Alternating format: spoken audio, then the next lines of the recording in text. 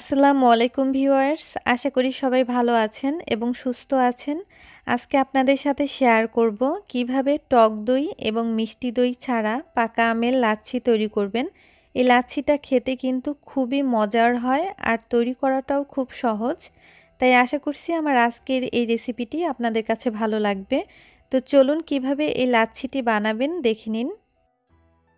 প্রথমেই আমি এখানে বড় সাইজের একটা পাকা আম খোসাটা ছাড়িয়ে এরকম ছোট ছোট করে কেটে নিয়েছি, এতে ব্লেন্ড করতে সুবিধা হবে। এবার আমগুলো ব্লেন্ড করে নিব। ব্লেন্ডারের জগে আমি আমগুলো দিয়ে দিচ্ছি। আমি এখানে বড় সাইজের একটা পাকা আম নিয়েছি, আপনারা আমের পরিমাণটা আরও বাড়িয়েও এই লাচ্ছিটা তৈরি করতে পারবেন। এখন দিয়ে দিব 1/3 কাপ পরিমাণ গুঁড়া দুধ।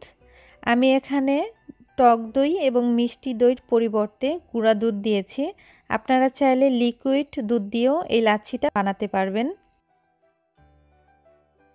এখন দিয়ে দিব 1 টেবিল চামচ পরিমাণ চিনি।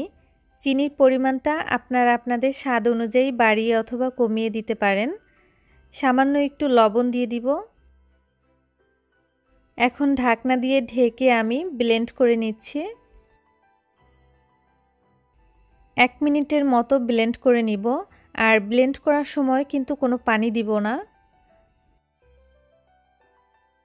ব্লেন্ড করে নিয়েছি, এবার ঢাকনাটা খুলে নিচ্ছি।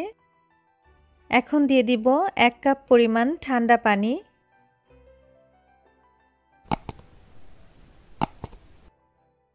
আইস কিউব দিয়ে দিচ্ছি 3-4 টুকরা।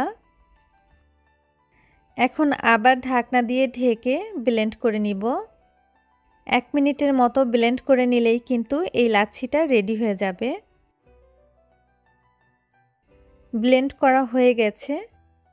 এরপর আমি এখানে 2টা গ্লাস নিয়েছি। এখন লাচ্ছিটা আমি গ্লাসে নিয়ে নিব। এই লাচ্ছিটা কিন্তু ঠান্ডা ঠান্ডা খেতে খুবই ভালো লাগে। এই গরমে আপনারা খুবই কম সময়ে এই লাচ্ছিটা বানিয়ে খেতে পারেন। আমার আজকের এই রেসিপিটি যদি আপনাদের কাছে ভালো লেগে থাকে তাহলে অবশ্যই লাইক, কমেন্ট আর শেয়ার করতে ভুলবেন না। আমার চ্যানেলের রেসিপি পেতে চ্যানেলটি অবশ্যই সাবস্ক্রাইব করে পাশে থাকা বেল আইকনটিতে ক্লিক করে নেবেন পরবর্তী রেসিপির ভিডিও নোটিফিকেশন পাওয়ার জন্য। সবাই ভালো থাকবেন, সুস্থ থাকবেন। আল্লাহ হাফেজ।